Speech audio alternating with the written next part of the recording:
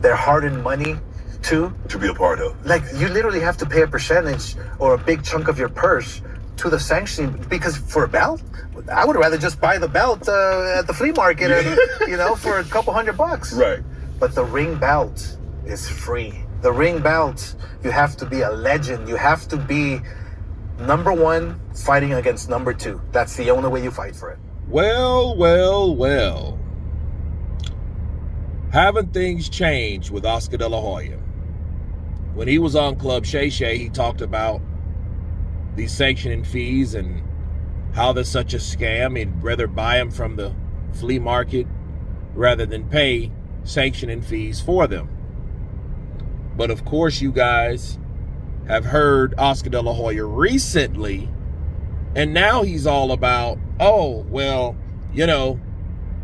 what's wrong with you? You forget where you come from. What's wrong with you, Terence Crawford? Why don't you pay? And all that. And it's like, what changed? Shout out to Boxing Wave, because I just saw that video where he was on Shay Shay and he was discussing the sanctioning bodies and the pay just to be in the club and all that, and how much of a scam it was. Now, since Terence Crawford has came out and said F those belts, F those sanctioning fees, and F everything about it, now he has a problem. And I'm going to tell you what I feel the problem is. It's Terence Crawford. You beat Canelo Alvarez. And since you beat Canelo Alvarez on top of the WBC, right? The WBC is Mauricio Sulaiman. Sulaiman is a Mexican businessman. And because he's a Mexican businessman, they're all in ties together. I think if it was the IBF, nobody would have really cared. Or even the WBO. But since it's the WBC, that Mexican belt, I think that's where the problem lies. Because Oscar De La Hoya and Mauricio Sulaiman, they have ties in business together, which requires them to get sanctioning fees from other people.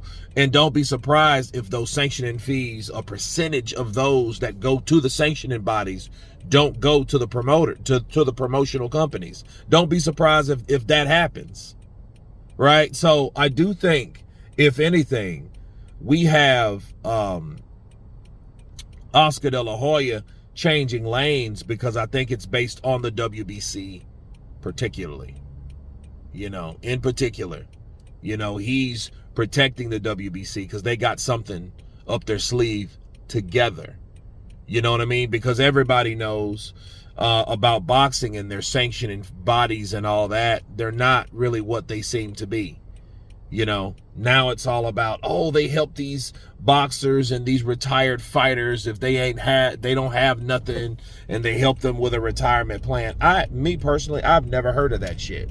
They may help someone go to the hospital, or something like that, but not the full explanation of what they're claiming those sanctioning fees are for. I don't believe that at all.